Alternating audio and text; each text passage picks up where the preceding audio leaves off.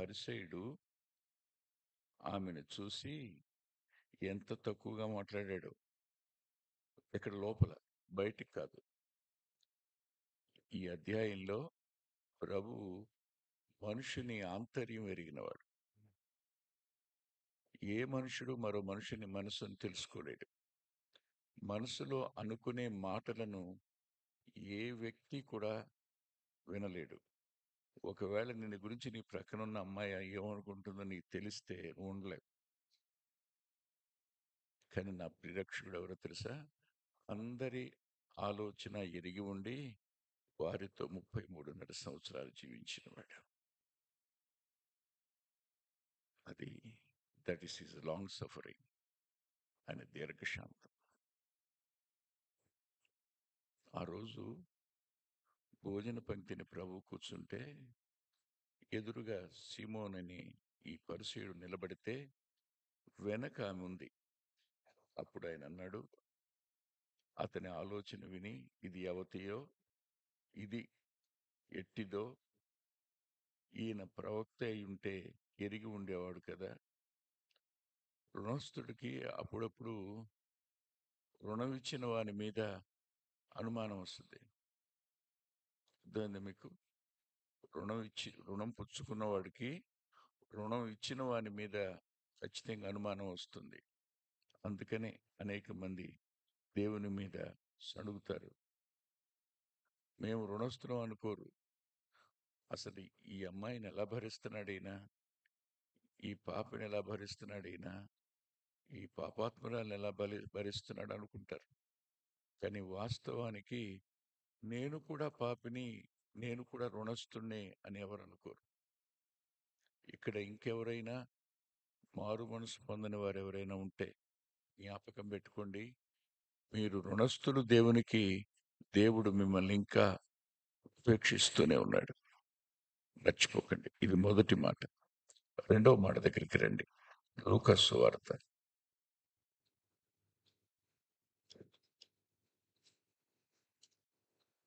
15వ అధ్యాయం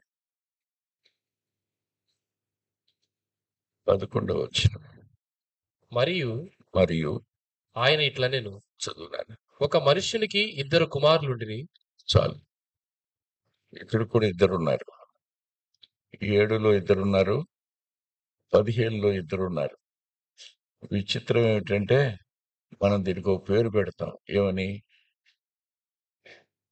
చెప్పండి? ఏమని పేరు పెడతారు ఈ ఉపమానానికి?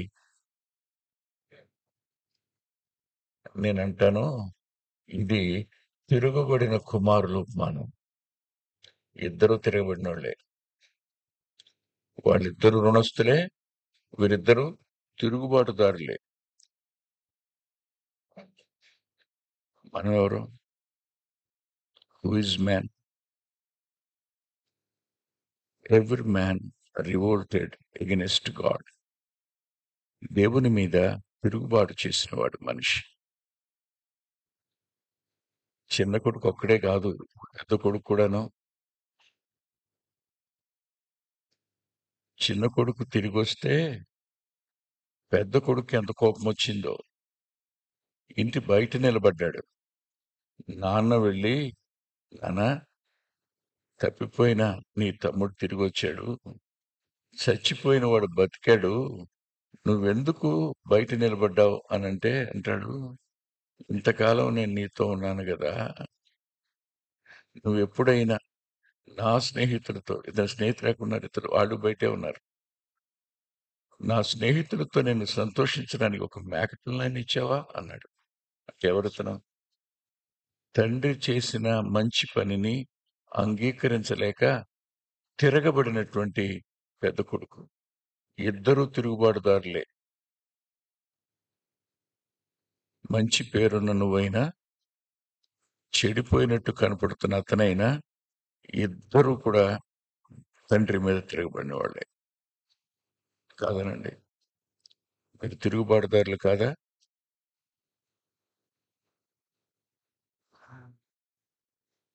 వాస్తవానికి తమ్ముడు ఐజక్ బాబు గట్టిగా చెప్తాడు.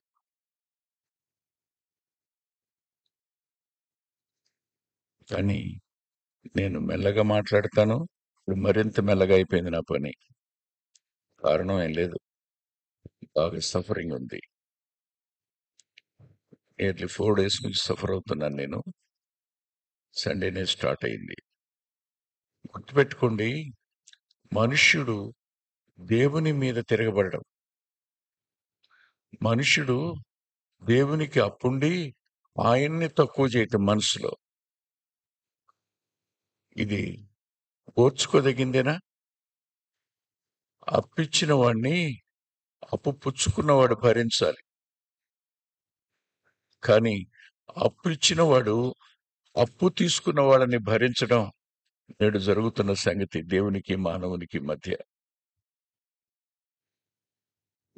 ఆయన సమస్తం ఇచ్చాడు. ఇక్కడ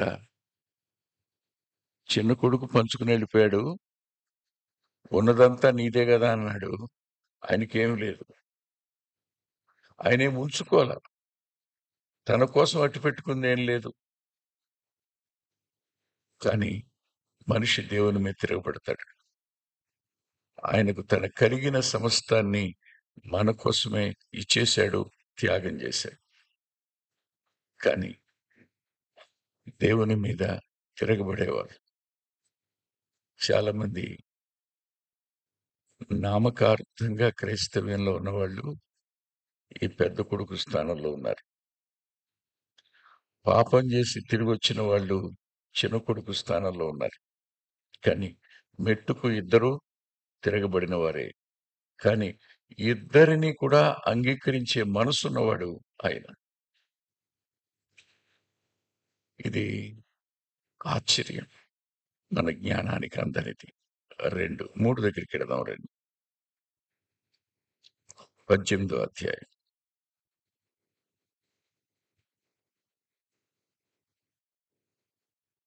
10వ వచనం. ప్రార్థన చేయుటకై ఇద్దరు మనుషులు దేవాలయమునకు వెళ్ళిరి. మరలా ఇద్దరు, 7లో ఇద్దరు, 15లో ఇద్దరు, 18లో ఇద్దరు. ఈ ఇద్దరెవరు?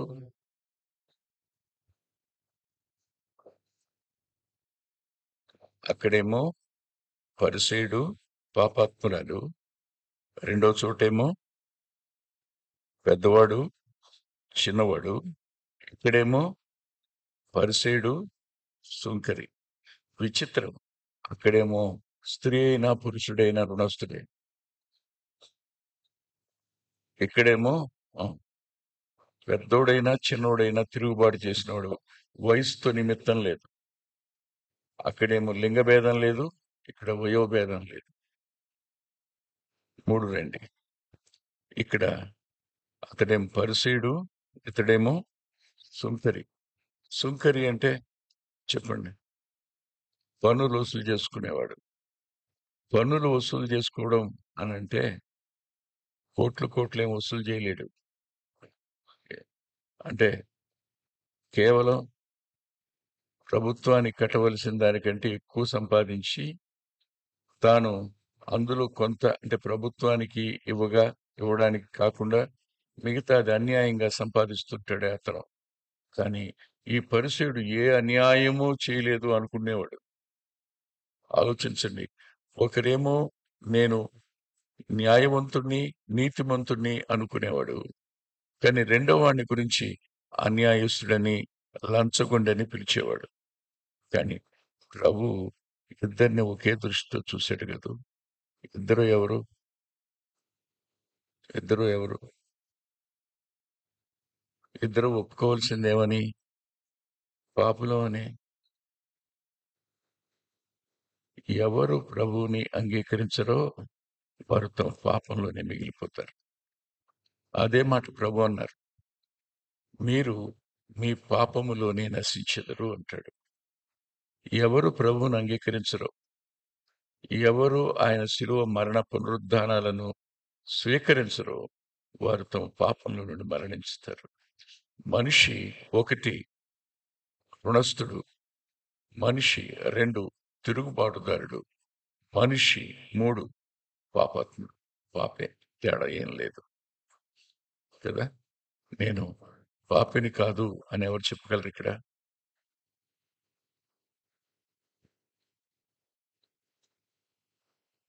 ఎవరు చెప్పలేరు.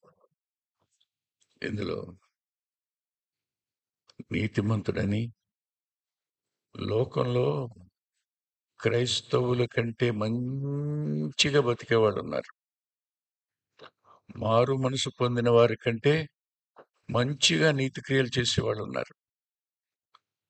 మీకంటే ఎక్కువగా దేవుని కోసం త్యాగం చేసేవారు ఉన్నారు. కానీ వారిలో లేనిదేమిటి? ప్రభు యొక్క దైవత్వాన్ని అంగీకరించడం వారు చేయరు. రెండవదిగా మేము ఏ పాపం చేయలేదు అనుకుంటారు. నేను అందరికంటే బెస్ట్ అనుకుంటారు. నేను అందరికంటే గొప్పవాడిని అనుకుంటారు. నేను అందరికంటే శ్రేష్ఠుడిని అనుకుంటారు. నేను అందరికంటే మంచివాడిని అనుకుంటారు. ఇదిగో ఇది సుంకర్ లాంటి వాడిని కాదు అనుకుంటారు. పోల్చుకుని నేను ఇతరుల కంటే మంచివాడిని అని అనుకునే వ్యక్తి ఎవడైనా కూడా దేవునితో పోల్చుకుంటే, ఈ రాత్రి నేను ఒక సవాలు మాట చెప్తున్నాను. Please compare your life with Jesus, not with anybody. నువ్వు యేసు ప్రభుతో పోల్చుకోవయ్యా. నువ్వు ప్రభుతో పోల్చుకోమని బతుకుని. అప్పుడు అర్థమవుతుంది ఎంత మలినం, ఎన్ని డాగులు, ఎన్ని మచ్చలు, ఎంత కళంకం నీ బ్రతుకులు నా బ్రతుకులు స్పష్టంగా కనపడుతుంది. సుంకరితో పోల్చుకుంటే నువ్వు బ్రహ్మాండంగా ఉంటావు, అందులో ఏం లేదు కదా.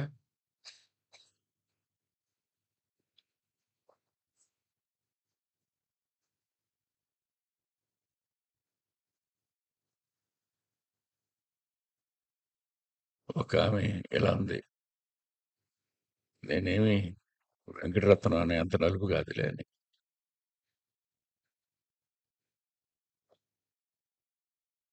ఎవరితో పోల్చుకుంది? నాతో పోల్చుకుని నలుపు కాదనుకుంది. కానీ అర్థం ఏం చెబుద్ది? తెల్లగా ఉన్నామని చెబుద్దా? ఒక్కసారి లేఖన పురుషుడైన ప్రభుతో పోల్చుకో. వెంకటరత్నంతో పోల్చుకుంటే your somewhat better. I'm not denying it. Please compare with Jesus. యేసుతో పోల్చుకుని చూడు, నీ జీవితం ఎలా ఉంటుందో నీకు అర్థమవుతుంది. మూడవది పాపివి. నాలుగవది కూడా చూడు, లూకా సువార్త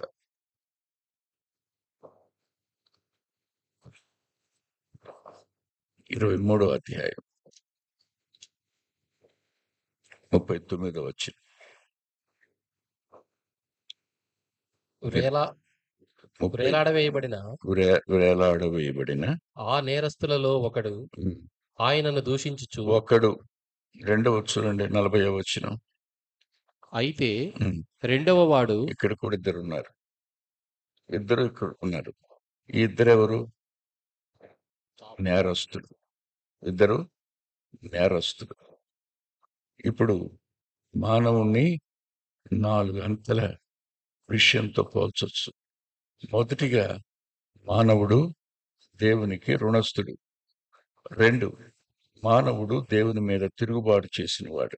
3, మానవుడు పరిశుద్ధుణ్ణి అనుకుంటూ పాపంలోనే బ్రతుకుతూ పాపిగా ఉన్నవాడు. 4వదిగా అతడు దేవుని దృష్టిలో నేరస్తుడంటే తీర్పులో నిలబడవలసిన వాడు. ఇది నీ ఐడెంటిఫికేషన్.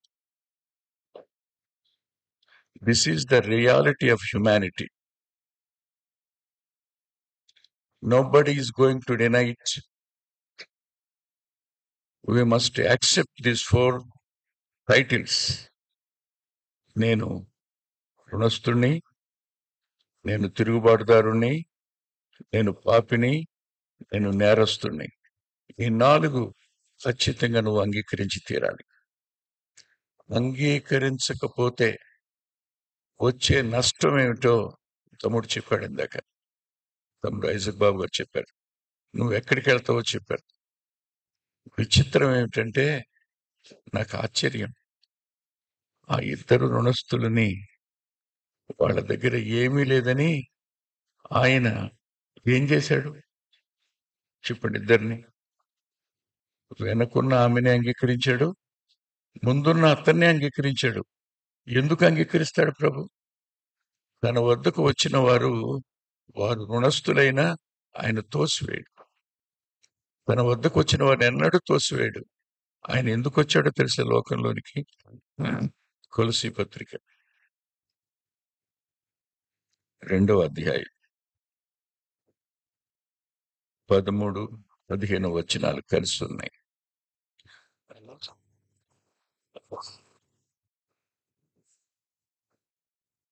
చదువునండి. మరియు అపరాధముల వలనను శరీరమందు సున్నతి పొందకయు ఉండుట వలన మీరు మృతులై ఉండగా, దేవుడు వ్రాతపూర్వకమైన ఆజ్ఞల వలన మన మీద రుణముగాను మనకు విరోధముగాను నుండిన పత్రమును మేకులతో సిలువ కొట్టి దాని మీద చేవ్రాతను తుడిచివేసి మనకు అడ్డము లేకుండా దానిని ఎత్తివేసి చాలు చాలు. నాకు తెలిసిన ఒక వ్యక్తి ఉన్నాడు.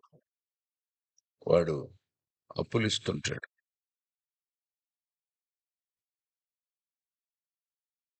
వాడు అన్నాను, మీరేం ఫీల్ అవ్వకండి.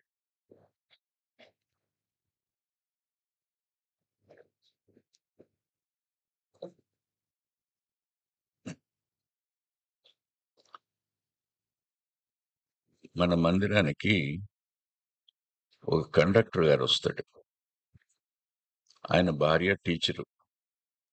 కండక్టర్ గారికి ఉద్యోగం పోయింది, కట్టవలసినవి ఉన్నాయి. అప్పు తీసుకున్నాడు వాడి దగ్గర. వాడు 3 నోట్ల మీద సంతకం పెట్టించుకున్నాడు. డేటేలా ఎంతో రాయిలా ఇచ్చాడు. బహుశా 2 lakhs కాబోలు తీసుకుంటే 3 చెక్కులు తీసుకున్నాడు, 3 నోట్లు తీసుకున్నాడు. ఆయన సరిగ్గా సంవత్సరం తిరక్క ముందే వెళ్ళి ఆ 2 లక్షలు వడ్డీతో సహా ఇచ్చేశాడు. 2 నోట్లు ఇచ్చాడు, 3వ నోటు ఇవ్వాల.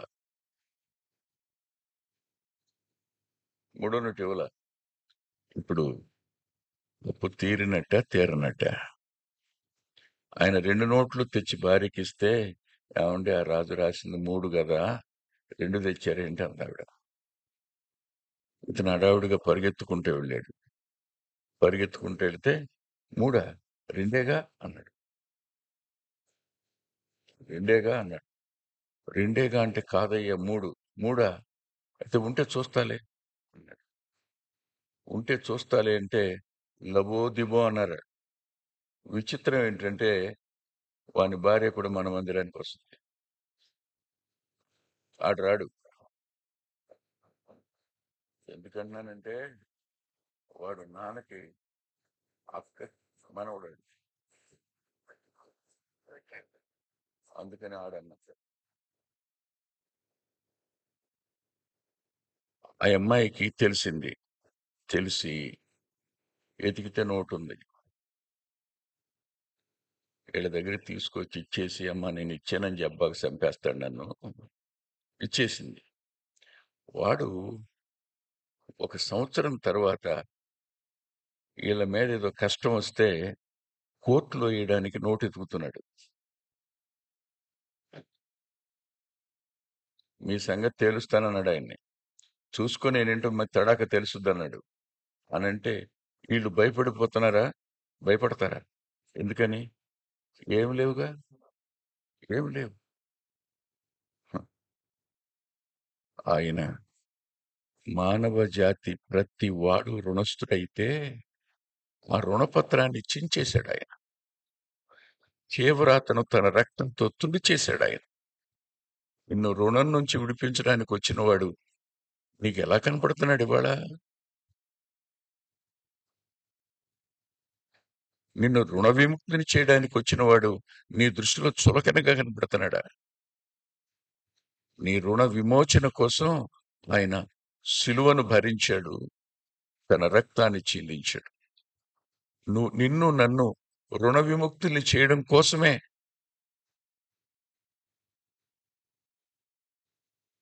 ఇకపోతే మనమందరం తిరుగుబాటుదారులు. తిరుగుబాటుకున్న ఓ మంచి పేరు చెప్పినా నేను, డిజొబీడియన్స్, అవిధేయుడు.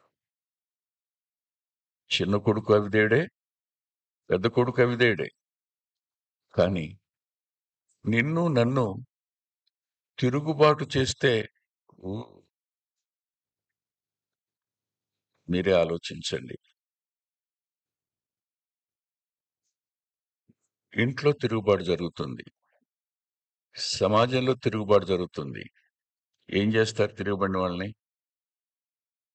మాట్లాడండి. తిరగబడిన వాళ్ళని ఏం చేస్తారు? ఓ ప్రైవేట్ కాలేజీ అది, అందులో ఎంప్లాయ్ కూడా తిరగబడ్డాడు, ఏం చేస్తారు? మీరే చెప్పండి. వాడిని సస్పెండ్ చేస్తారు, లేకపోతే రిమూవ్డ్ ఫ్రమ్ సర్వీస్ అంటారు. ఏం చేయగలడు? నువ్వు నేను తిరుగుబాటు చేసి అవిధేయులమైతే ఆయన మన నిమిత్తం మన స్థానంలో ఆయన విధేయుడయ్యాడు. మనం తిరుగుబాటు చేసి ఆయన నామానికి కలుగు చేసిన అవమానాన్ని, ఆయన అంతరంగానికి చేసిన గాయాన్ని మాన్పడం కోసం ఏం చేశాడో చూడండి మీరు. రోమాపత్రిక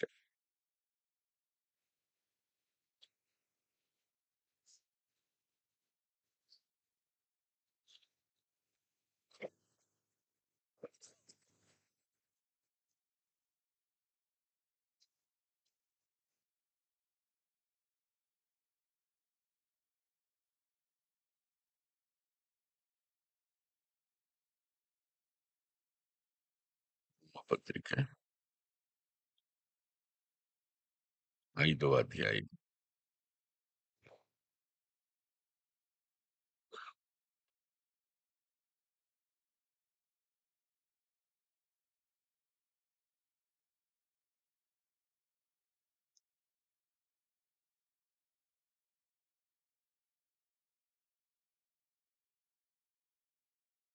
ఏడవ వచనం. మరణము ఒకని అపరాధం మూలమున వచ్చినదై ఆ యొకని ఆలోచించండి. అవిధేయత అనేది దేవుని దృష్టిలో, తిరుగుబాటు అనేది దేవుని దృష్టిలో అపరాధం. ఆదాము దేవునికి అవిధేయుడయ్యాడు. ఆ కారణం చేత మరణం మానవ జాతికి సంక్రమించింది. కానీ నా ప్రియరక్షకుని యొక్క విధేయత మూలంగా, ఆయన విధేయుడయ్యాడు. ఆయన విధేయత మూలంగా మనకు కృప అనుగ్రహించబడింది. ఆ మాట ఈ అధ్యాయంలోనే స్పష్టంగా రాసుంటుంది. దాన్ని ఒక పుణ్యకార్యం అనే పదాన్ని 18వ వచనంలో వాడాడు. విధేయతను పుణ్యకార్యంతో పోల్చడం జరిగింది. ఎలాగనగా 19 చదవండి. ఒక ఏలయనగా ఆ, ఒక మనుష్యుని అవిధేయత వలన ఉమ్, అనేకులు పాపులుగా ఎలాగు చేయబడిరో ఉమ్. అలాగే ఒకని విధేయత వలన అనేకులు నీతిమంతులుగా చేయబడుదురు. మనం మరి అవిధేయులం, ఆయన విధేయుడయ్యాడు. అవును, దేవుడు విధేయుడు కావడం ఏంటి?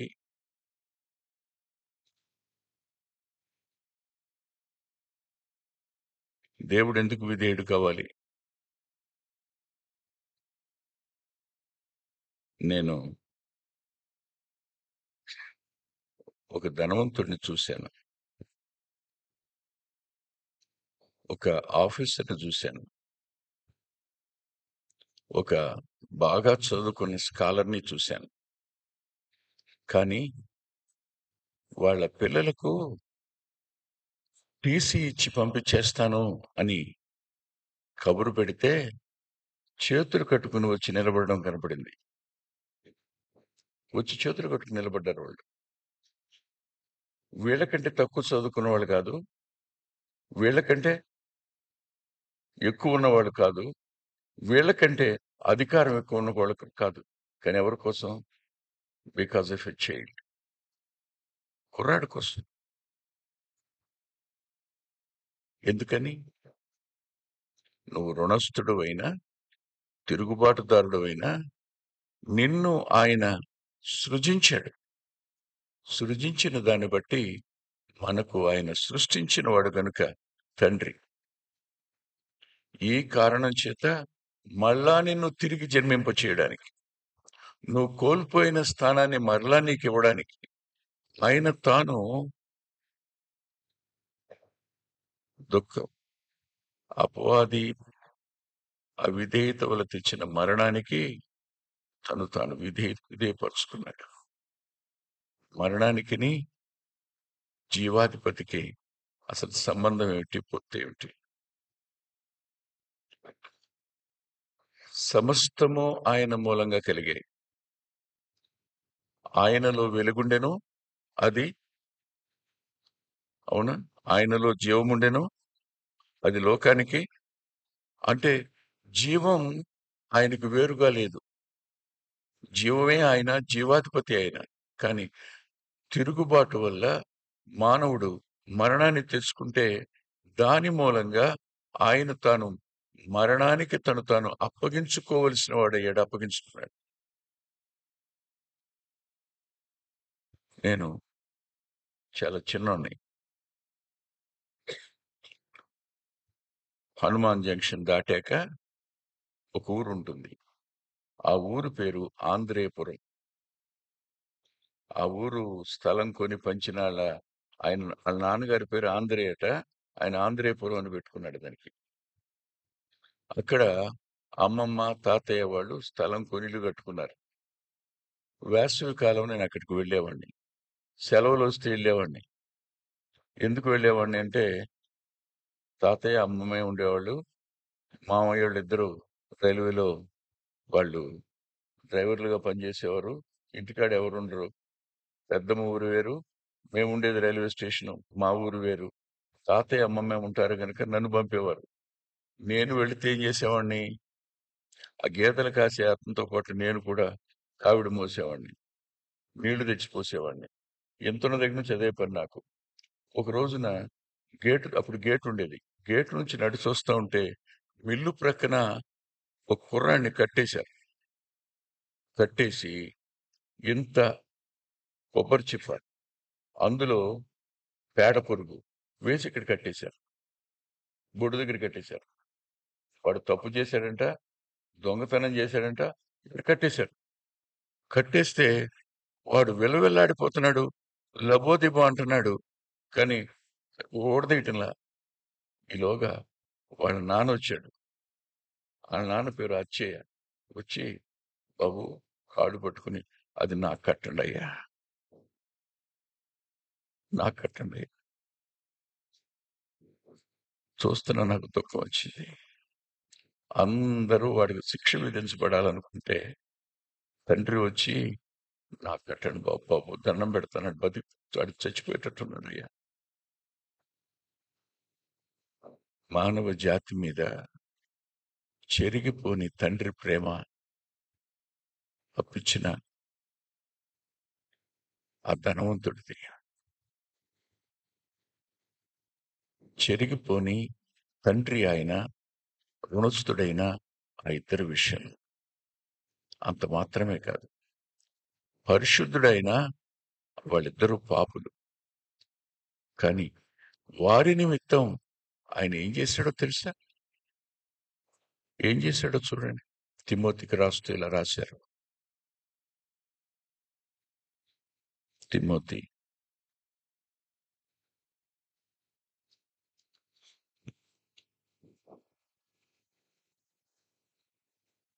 మొదటి పత్రిక,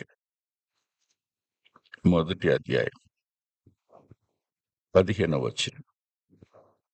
పాపులను రక్షించుటకు క్రీస్తు యేసు లోకమునకు వచ్చినను వాక్యము నమ్మదగినదియు పూర్ణాంగీకారమునకు యోగ్యమైనదియు ఉన్నది. ఒక మాట, ఆయన భూమి మీదకి రావడానికి గల అత్యున్నతమైన కారణాన్ని పౌలు గారు రాస్తున్నాడు. రాస్తూ ఆ పాపులలో నేను ప్రధానుణ్ణి అన్నాడు. ఆ పాపుల్లో నేను ప్రధానుణ్ణి అన్నాడు. అంటే నన్నే రక్షిస్తే పాపంలో నుండి మిమ్మల్ని రక్షించటం ఏ పాటిది అని చెప్పడం. నేను సంఘాన్ని విమర్శించిన వాడిని, క్రైస్తవుల్ని హింసించిన వాడిని, క్రైస్తవుల్ని చెరసాల పాలు చేసిన వాడిని, క్రైస్తవుల్ని చంపడానికి అనుమతించిన వాడిని, అనేకుల్ని చంపడానికి కారకునైన వాడిని నేను. నేను పాపులలో ప్రధానుణ్ణి. నేను చెప్తున్నాను, పాపులను రక్షించుటకు క్రీస్తు యేసు ఈ లోకంలోనికి వచ్చాడు. ఆయన ఎవరు? రక్షకుడైన దేవుడు. ధనవంతుడు అయినా, ప్రేమించే తండ్రి అయినా, రక్షకుడై. అంతేకాదు. 4వ చోటుకెళ్దాం. వాళ్ళిద్దరూ నేరస్తులు. ఆయన దేవాలయంలోనూ ఉన్నాడు, అదే ఆయన ఇంట్లోనూ ఉన్నాడు, అదే ఆయన అతిథిగా వచ్చిన వాడు కూడా ఉన్నాడు. ఈ నలుగురు విషయాలు స్పష్టంగా ఎరిగి భూమి మీదకి వచ్చాడు. అందుకే అంటాడు, ఆయనలో మనలో ఒకని వంటి వాడు అయ్యాడు.